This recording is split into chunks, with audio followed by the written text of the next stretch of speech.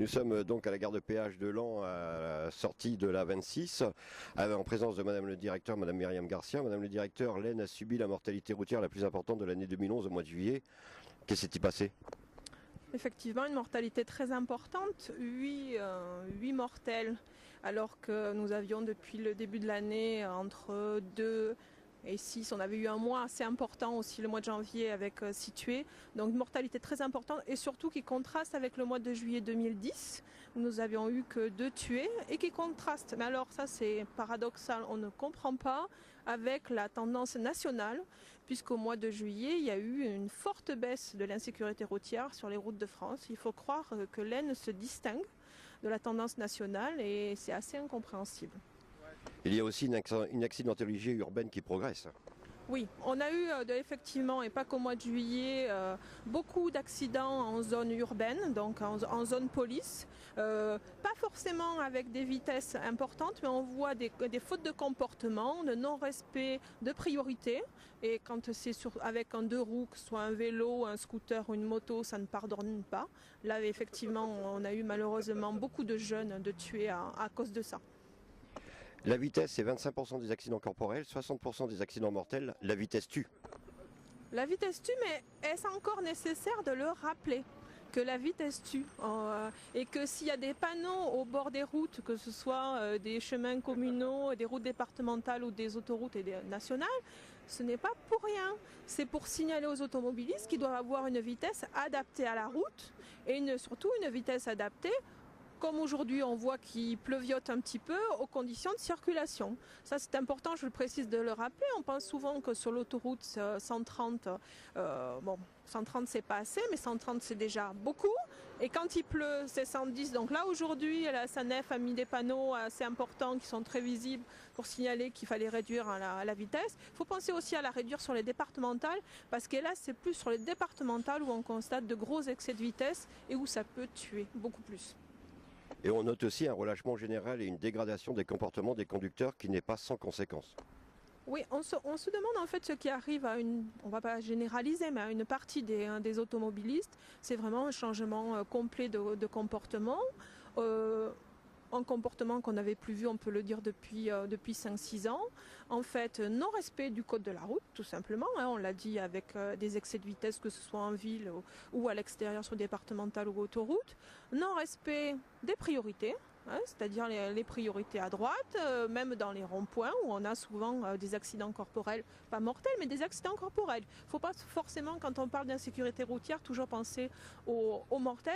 Et puis le téléphone au volant, faut-il le rappeler. Là, on a fait un contrôle avec monsieur le préfet mardi soir dans toutes les zones urbaines, justement, vous en parliez.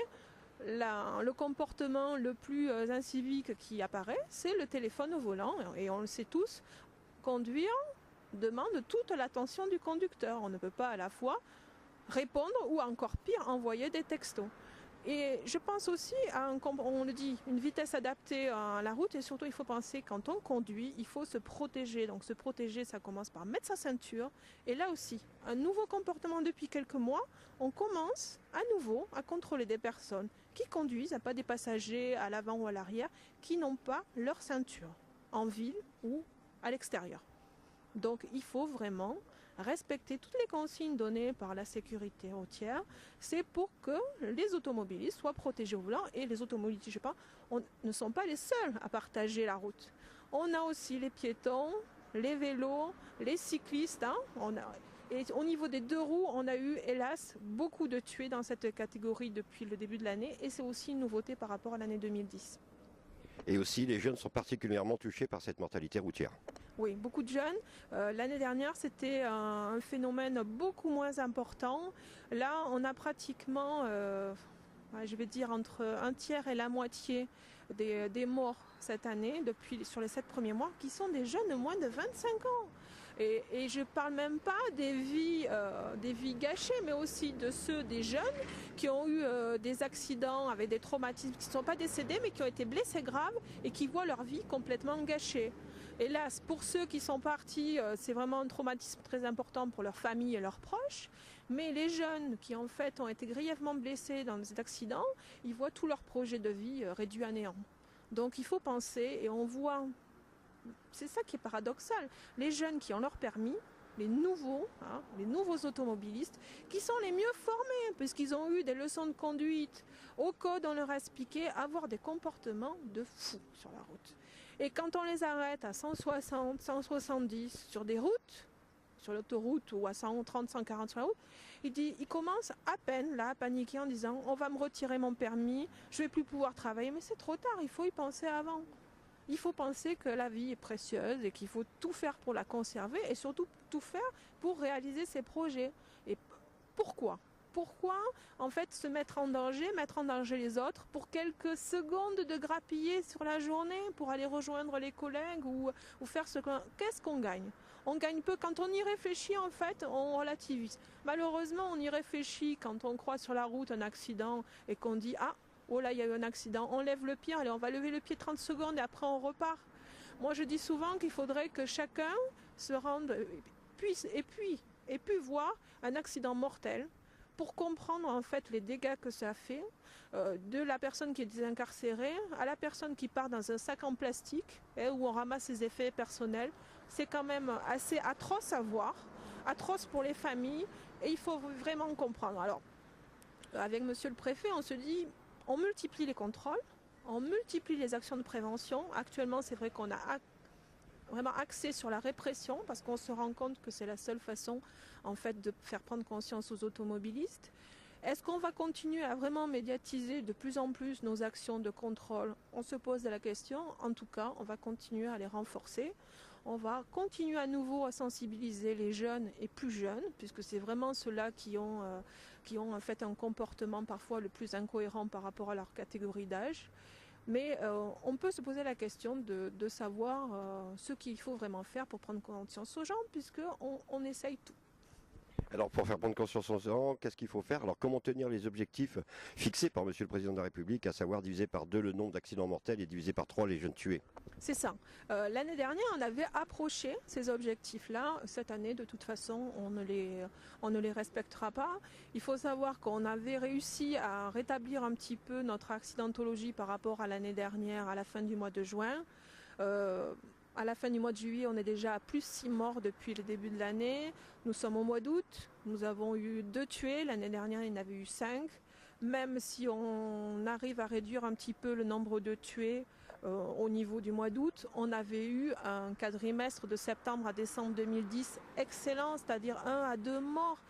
Si on peut dire que c'est excellent, mais c'était quand même réduire le nombre de tués. Là, il faudra faire un gros effort et de toute façon, on sait qu'on a peu de chances d'arriver à 41 morts qui était notre nombre de morts pour 2010. On va tout faire pour ça. C'est pour ça qu'on multiplie les actions de médiatisation pour essayer de faire passer le message. On ne fait pas de la morale, on veut faire comprendre aux gens que même qu'on fasse un trajet de 5 km, pour amener quelqu'un, on va dire aller 1 ou 2 kilomètres pour amener quelqu'un à l'école, il faut accrocher les enfants, il ne faut pas répondre au volant. Il y a une pub qui passe en ce moment, une pub d'assureur que je trouvais vraiment très pédagogique, à l'enfant qui rappelle à la mère qu'il ne faut pas téléphoner au volant. Voilà. Donc faire passer le message par les enfants pour que les enfants sensibilisent les parents, c'est peut-être aussi la solution. On a déjà commencé à le faire. Hein. Donc il faut vraiment tout essayer. On sait que ça va être difficile, on continue nos actions de prévention. On sait que maintenant, dans 1 mois, on a à peu près à partir du 16 septembre, la semaine de la sécurité routière. Donc là où plus que jamais, on va marteler les messages. Et nous sommes ici donc sur l'autoroute A26 vers 17h, parce que pour les accidents corporels, la tranche horaire la plus accidentogène s'étend de 16h à 20h, à l'instar de ce qu'on peut croire. D'où votre présence aujourd'hui. Absolument, double présence puisque c'est une tranche horaire accidentogène et en plus c'est le dernier week-end du mois d'août. Donc on voit effectivement qu'il y a pas mal de trafic montant là sur la 26 dans le sens Reims-Calais, ça remonte. Alors nous sommes agréablement surpris puisque c'était une des sorties de la nouvelle Mégane qui remplace la Subaru pour des interceptions vitesse, parce que depuis un peu plus d'1 heure et demie que nous sommes là, il n'y a eu aucune interception en fait sur cette portion à 130. On n'est pas là pour faire du chiffre non plus, on est là vraiment pour faire la chasse aux gros excès de vitesse, donc pour intercepter ceux qui étaient au-dessus de 50. et pas de cas signalés, ce qui est plutôt positif. Ça ne veut pas dire que la bataille est gagnée, mais au moins cette bataille du vendredi soir sur la 26 dans ce sens-là est gagnée. Il se peut aussi que le trafic soit important samedi, les gens vraiment commencent à remonter, mais c'est quand même positif de voir que par rapport au dernier contrôle que j'avais fait avec la Subaru à Saint-Quentin, où en 3 quarts d'heure, chaque quart d'heure, on avait eu effectivement et des jeunes interceptés à 160 km/h pour une portion à 130. Et on parlait donc du dernier week-end du mois d'août, donc une grande migration. Quel est le souhait de Madame le directeur du cabinet du préfet chargé de la sécurité routière, que les gens rentrent en entier comme de vacances, ça serait le moindre? Absolument, surtout que quand on parle de grande migration, ça veut dire qu'on est en famille dans le véhicule, ça veut dire que tout le monde est réuni. Donc autant que tout le monde arrive à la maison en entier pour bien préparer la rentrée des classes. On voit maintenant qu'on n'a plus simplement 2-3 grandes migrations dans l'année, mais que notamment au niveau du mois d'août, on a des grands week-ends. Il y a même ceux qui partent en week-end aussi. C'est un vendredi soir, départ en week-end. Donc les gens sont pressés d'être sur leur lieu de week-end pour se détendre au maximum. Donc il faut ne pas appuyer sur l'accélérateur, respecter les limitations de vitesse et profiter de la vie. Voilà, ça sera le dernier mot de la fin. Merci Madame le directeur et je pense que des contrôles vont être multipliés tout le week-end. Absolument, c'est un gros week-end de migration, donc beaucoup de contrôles, de contrôle vitesse, mais pas seulement, et aussi de présence policière et gendarmes au bord des routes. Merci beaucoup.